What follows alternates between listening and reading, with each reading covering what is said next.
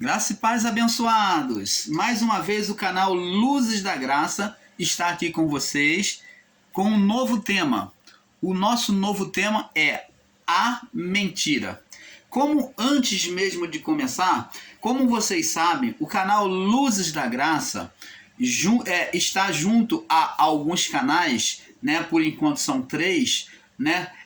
O canal Luzes da Graça tem apoiado mais 3 canais, que é o canal Yahushua Reina para Sempre, o canal Iluminados pela Graça, o canal Yahushua Reina para Sempre, que é do nosso irmão Fernando, o canal Iluminados pela Graça, que é do nosso irmão Pastor Van, e o canal Rogério de Jesus, que é do próprio.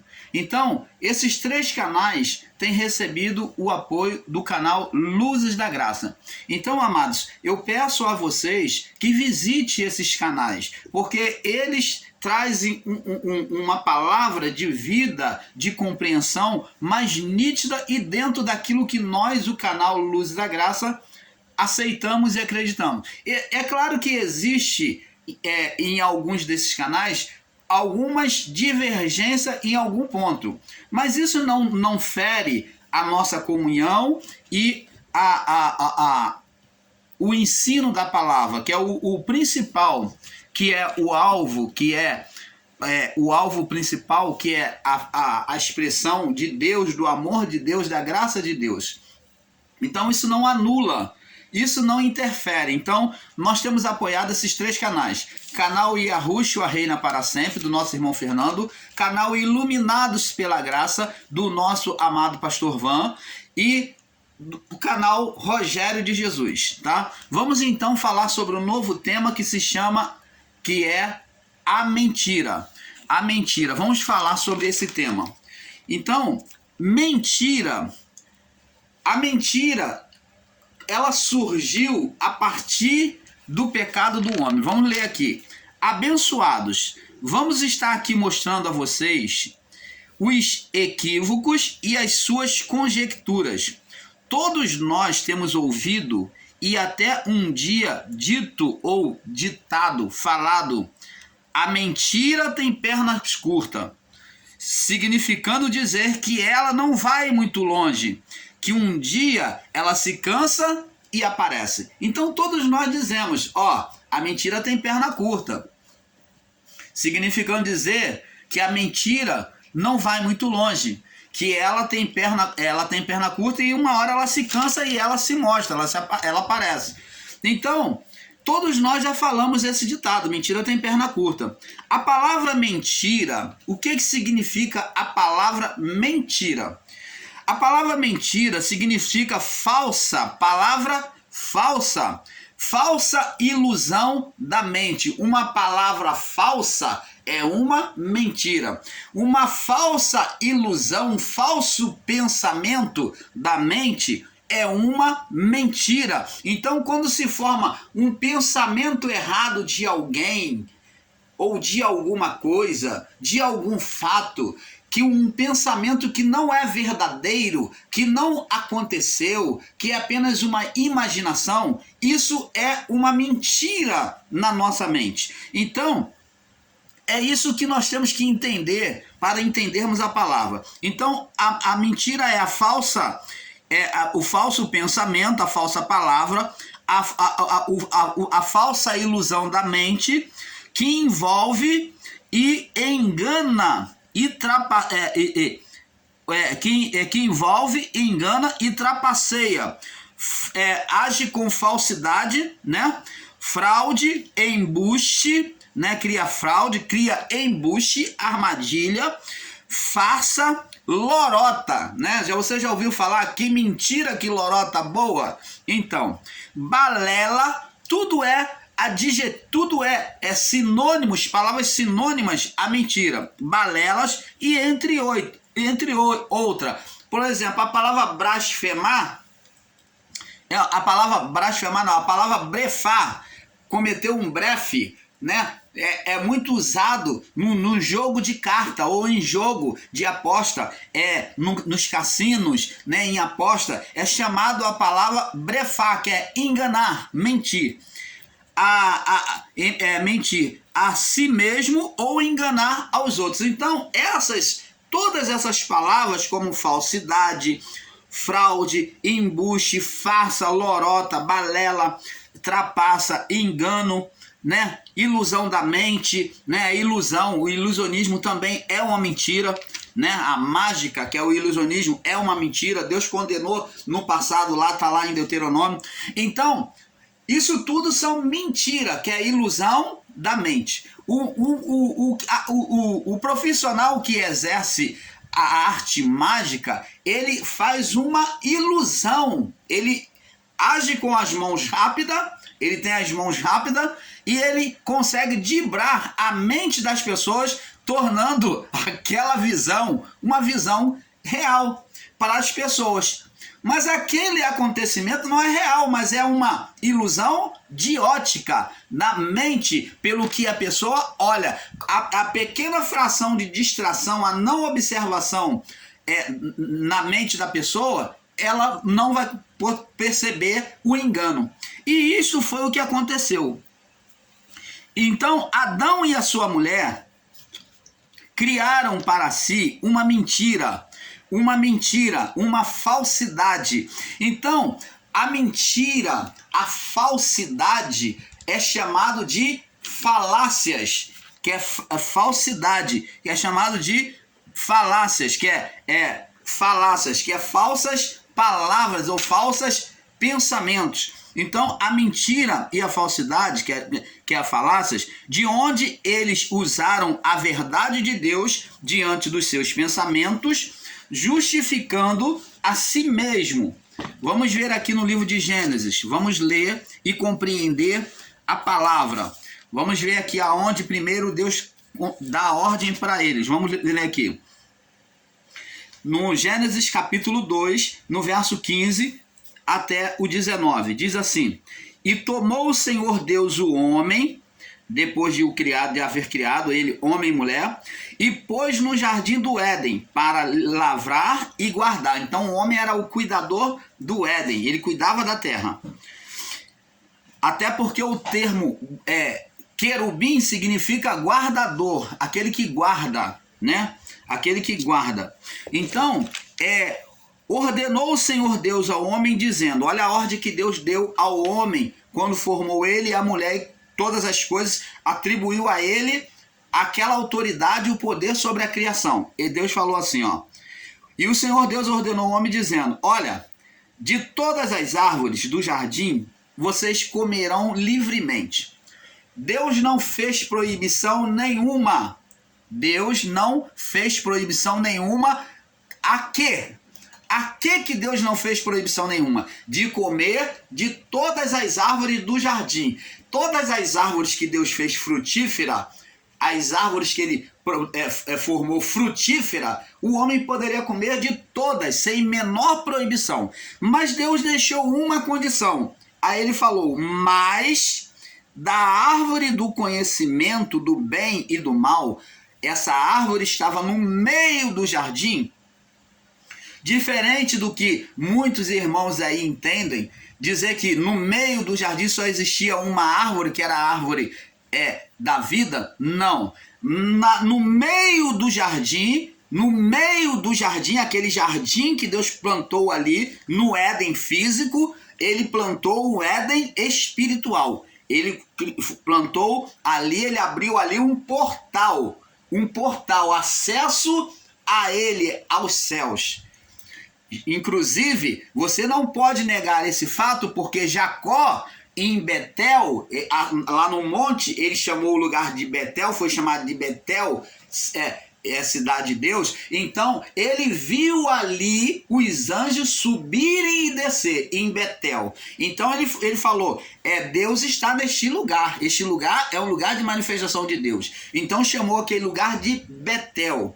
Então, ali existia em Betel, naquela visão, Jacó viu um portal. por onde Deus, o ministério dos anjos, era manifesto por ali, e ele via anjos subir, receber oração em favor dos homens e descer. Os anjos que vinham participar da vida humana subiam de novo. Então subia e descia, um serviço, um ministério angelical no período do início da criação. Então, esse portal, Deus estava falando, ele abriu e disse que das árvores ele poderia comer livremente, mas daqui estava no meio do jardim, ali no meio existia duas árvores. Quando falamos de meio abençoado, não podemos fazer literalização e dizer, não, só existia, no meio é só a árvore da vida, não existe uma dentro da outra. Ora, abençoados, isso é ser muito literal, é ser muito radical no entendimento, e você não vai compreender que a própria palavra está mostrando aqui. Mais acima, nós vemos aqui no verso 9, diz aqui, ó, e o Senhor fez brotar da terra toda árvore agradável à vista e boa para a comida, que são as árvores que Deus falou que o homem poderia comer de todas elas. E a árvore da vida, no meio do jardim, ele agora destacou uma vírgula aqui e falou, ele criou essas árvores frutíferas e criou a árvore da vida, onde ela estava? No meio do jardim, e junto com ela, e a árvore do conhecimento do bem e do mal. Ora, está bem claro que as duas estavam ali, uma ao lado da outra, no meio do jardim. Então quero deixar isso bem claro para que você entenda a palavra, não seja iludido pelo radicalismo de entendimento, como muitos têm ensinado por aí. Eu não estou aqui para lutar com quem quer que seja, mas a verdade tem que ser ensinada como ela é. Então, abençoados, Deus falou, de toda árvore comerás livremente, ó, não tem sem condenação, com toda liberdade de escolha, livremente, com toda liberdade. Toda liberdade. Então, aqui nessas árvores, nós poderíamos até dizer, usar o termo livre-arbítrio, o que não é certo, mas poderíamos até usar o termo livre-arbítrio, que aqui nessas árvores, o fato de comer, eles tinham o livre-arbítrio, aqui nessas árvores. Não aconteceria nada para eles, eles poderiam comer à vontade. Aqui, nessa liberdade de escolha, que nós poderíamos até dizer que aqui seria um livre-arbítrio, que não é, porque o homem não tem livre-arbítrio, livre-arbítrio é um atributo divino. Então, ele falou que ele podia comer livremente, mas ele disse, mas da árvore do conhecimento do bem e do mal, que está ao lado da árvore da vida, no meio do jardim, essas árvores do meio são minhas, são árvores espirituais, essas árvores são minhas, mas Deus não fez proibição ao homem de comer da árvore da vida. Você observa que a da vida, Deus não fez proibição? Não fez. Mas da árvore do conhecimento do bem e do mal, olha o que acontece. Dela, exortação, ó.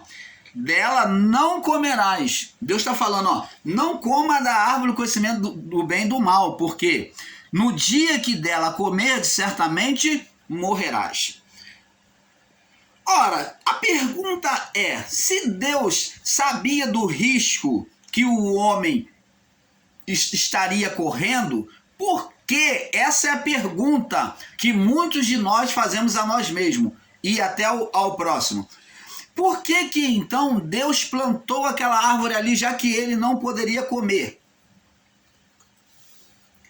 Mas você observa, amado, com bom senso, que Deus colocou duas árvores no meio. O homem poderia comer da árvore da vida? Podia. Não existia proibição para comer da árvore da vida? Não.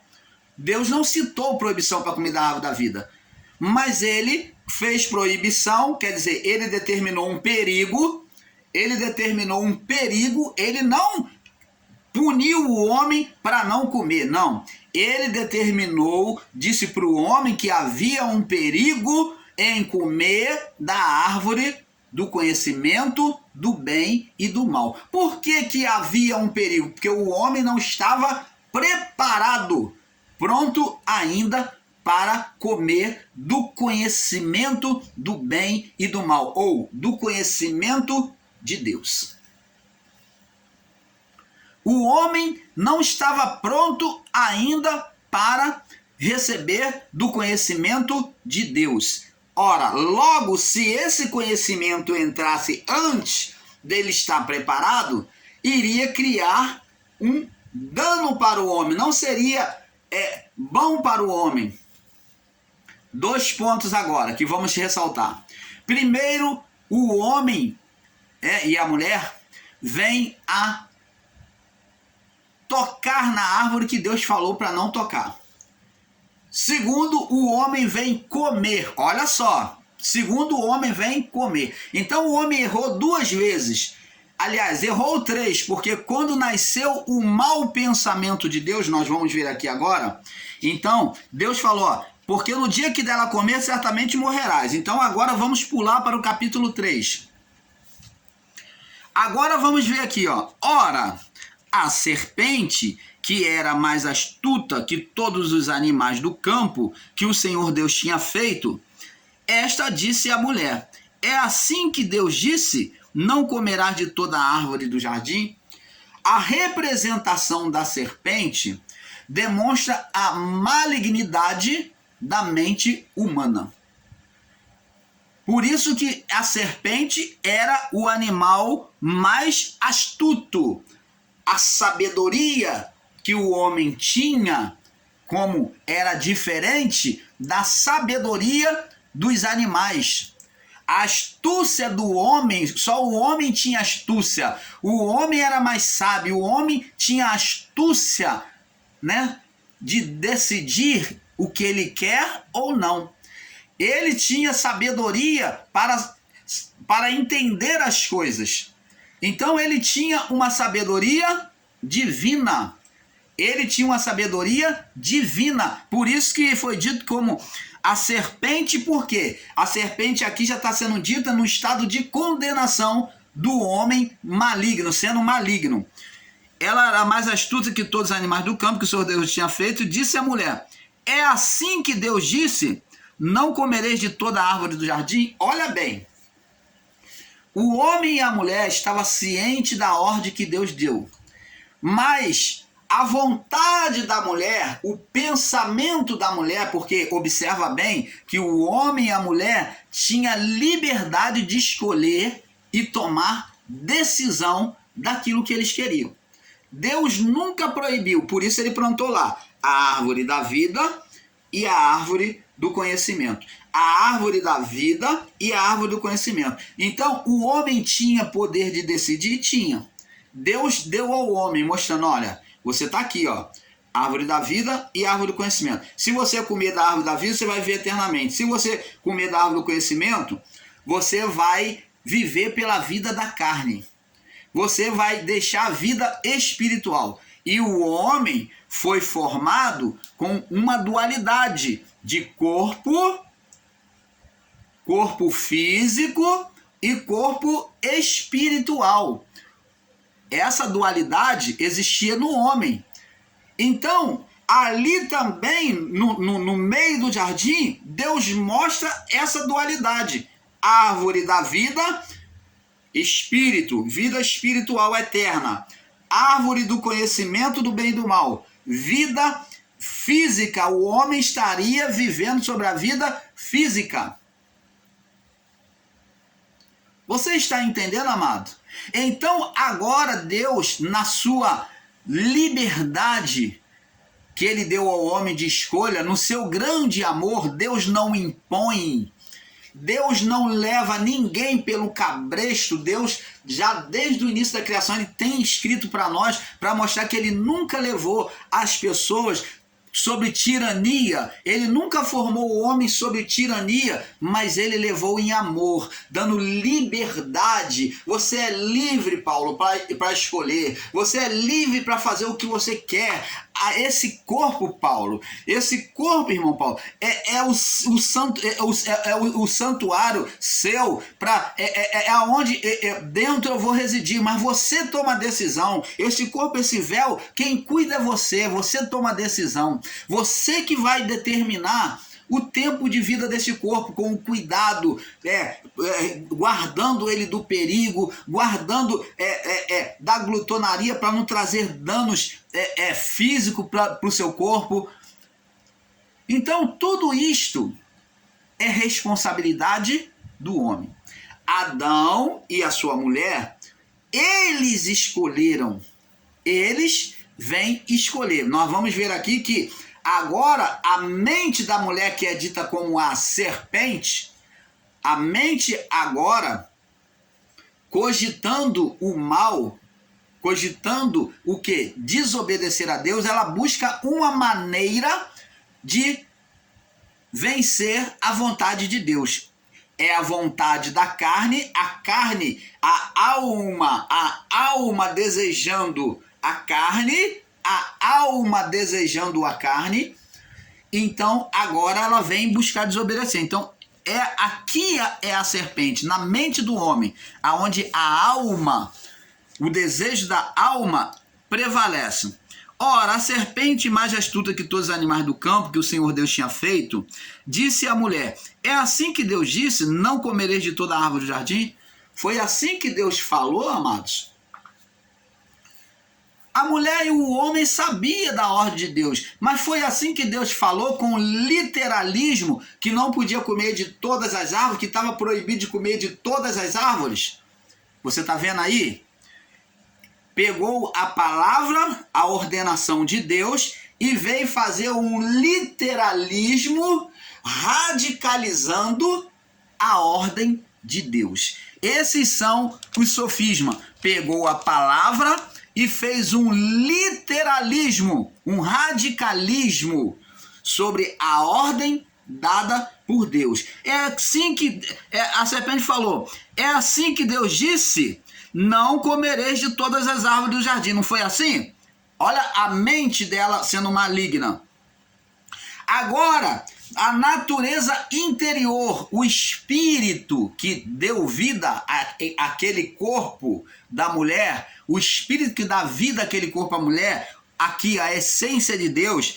Então, essa essência divina diz assim: e disse a mulher à serpente. Essa mulher aqui é o interior, agora o espírito falando mais forte por meio da alma. Diz assim, ó: dos frutos das árvores do jardim, nós do jardim comeremos, mas do fruto da árvore que está no meio do jardim, disse Deus, não comereis dele. Ó, não pode comer e nem tocar e nem comer, para que não morrais. A mulher demonstra o interior, ela ouvindo a voz do espírito, ela sendo espiritual por um momento, ela falou, não, Deus falou que não é que nós não podemos comer de toda, mas do fruto da que está no meio do jardim, da árvore que está no meio do jardim, nós não podemos tocar e nem comer, porque se comermos, nós morreremos. Estava ciente? Estava.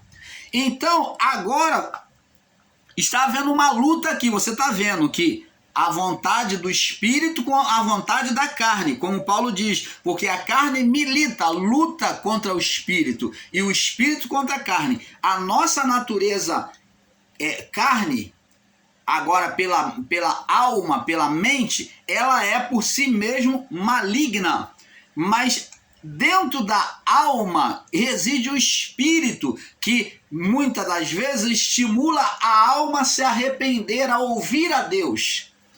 A ouvir a Deus. Então essa é a natureza divina, espiritual do homem se manifestando. E a voz do espírito, ela muitas das vezes ela é mais fraca dentro de nós, porque ela é sufocada pelas vontades carnais. Você está entendendo, amado? Então, verso 4 diz assim: então a serpente disse a mulher, ó, a mente da mulher sendo astuta, sendo maligna, desejando as coisas da carne, desejando descobrir as coisas de Deus. A mulher, na sua curiosidade, ela queria comer para ver e desejando saber o que é o conhecimento que Deus tinha. Queria ser igual a Deus, ela e o seu marido. Então disse a serpente à mulher, certamente não morrereis. Colocou Deus como mentiroso. Então a mulher, na sua alma, sujeitando a sua carne, olhando para o seu desejo de querer conhecer as coisas de Deus e ser igual a Deus, ela falou, não, mas a gente não vai morrer. Ela falou consigo mesmo, mas existe a possibilidade, a gente não vai morrer, porque se Deus plantou aqui, Deus sabe que no dia que comer, certamente não morrereis, porque aí a serpente vem justificar e diz assim, certamente não morrereis. Ó, a mente dela. Porque Deus sabe, ó, a serpente falando, que no dia que dele comerdes, se abrirão os vossos olhos e sereis semelhantes a Deus, conhecendo o bem e o mal. A serpente, a mente da mulher em oposição, que aqui ela já está fazendo uma oposição, o desejo da mulher, a alma, já estava fazendo uma oposição a Deus, ela estava certo? Aquele pensamento que veio do nada, não existiu nenhum ser lá, não tinha no Éden nenhum anjo mau, nada disso. Um pensamento que nasceu da liberdade de escolha. Se o homem não tivesse a liberdade de escolha, então ele não teria errado. Mas Deus, no seu grande amor, ele não coloca coleira. Deus não coloca coleira em ninguém. Deus não age com tirania. Então ele deixou o homem decidir. Ó, tem aqui o bem e o mal. Tem aqui o bem, a vida, e tem aqui a morte espiritual. Tem aqui a árvore da vida e tem a árvore da morte espiritual. Qual que você vai escolher? Você vai querer viver pela vida física, da morte espiritual, ou pela vida eterna, ser espírito, viver nas duas naturezas? Adão, enquanto estava perfeito diante de Deus, ele e sua mulher, vivia as duas naturezas, aqui no plano físico. Ele tinha acesso direto aos céus e tinha toda a beleza, tudo produtivo na terra. Então ele vivia sobre essas duas naturezas. Por quê? Porque Deus formou os anjos vivendo sobre uma natureza só, espiritual. Mas agora Deus vem fazer uma nova criação com uma duplicidade de natureza física e espiritual. E nessa escolha do homem e mulher é que eles escolheram errado. Eles desejaram ser igual a Deus, ter o conhecimento igual a Deus antes do tempo. Nunca foi incômodo para Deus o homem conhecê-lo e conhecer as coisas que Deus conhece. Nunca foi impedimento, mas o tempo é que determinava. Deus determinou um tempo e o homem ultrapassou esse tempo da revelação, do conhecimento do bem e do mal. Foi o homem em ultrapassar o tempo é que trouxe todo este dano. Porque não havia nenhuma consequência má no fruto. O problema não foi o fruto. Entenda, abençoado. O problema não foi o fruto da árvore. Mas disse aqui, ó, porque aqui está escrito aqui, ó, Gênesis 3, no verso 22. Disse o Senhor Deus, eis que o homem é como um de nós. Então, se o homem era como um de nós, considerar que a partir do momento que o homem comeu, homem e mulher comeu do fruto, ele se tornou maligno por causa do fruto, então Deus, ele já tinha malignidade em si. Oh, abençoados! O homem se tornou como Deus, o homem passou a ter mais um atributo divino que era conhecer o bem e o mal. O homem conheceu antes do tempo. O grande o grande acontecimento aqui dessa história, dessa história aqui de Adão e a sua mulher, demonstra que o tempo é que não era propício, não era o tempo de eles conhecer o bem e o mal. Eles conheceriam ao seu tempo, tanto que os anjos que ministravam junto aos homens. Então, preste atenção, diz aqui, eis que o homem é como um de nós, sabendo o bem e o mal. Aonde é que saber o bem e o mal se tornou pecado? Se tornou pecado, então Deus é a própria essência do pecado. Ora, para que não estenda a tua mão, olha agora o cuidado de Deus, para que agora não estenda a tua mão e tome também da árvore da vida e viva eternamente, o Senhor Deus lançou o homem fora do Éden, para lavrar a terra que fora tomada. E havendo lançado o homem fora, pôs querubins. Olha que existia agora um perigo muito grande que o homem gerou. Então, abençoados, vemos aqui que o sofisma, o que é sofisma? Sofisma é distração da mente. O sofisma é usar uma verdade para afirmar uma mentira. Usar uma verdade para afirmar uma mentira. Isso é um sofisma que os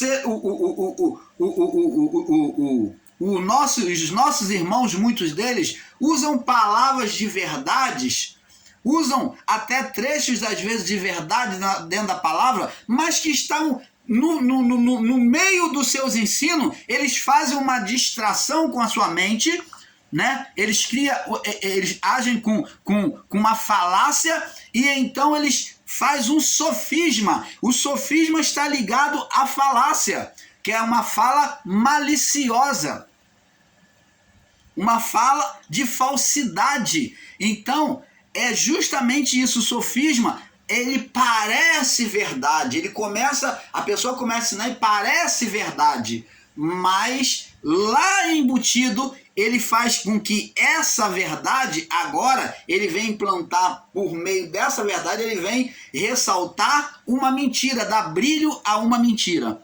Então, abençoados, aqui a serpente, ela fez, o pensamento da mulher nasceu, não veio do nada, veio do espaço, ou caiu do céu, ou tinha um anjo lá, ou tinha uma Lilith, conversa fiada. Isso tudo são sofisma.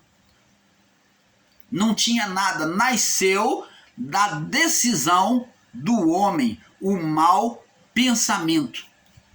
Nessa liberdade de pensar, de escolher, o homem, a mulher, pensou contra Deus. Então, essa é a serpente, a mente do homem fazendo oposição.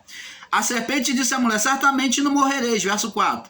Porque Deus sabe que no dia que dele comerdes, vos abrirão os vossos olhos e sereis semelhante a Deus, conhecendo o bem do mal e o mal. Falou certo? A mulher pensou certo contra Deus? Pensou.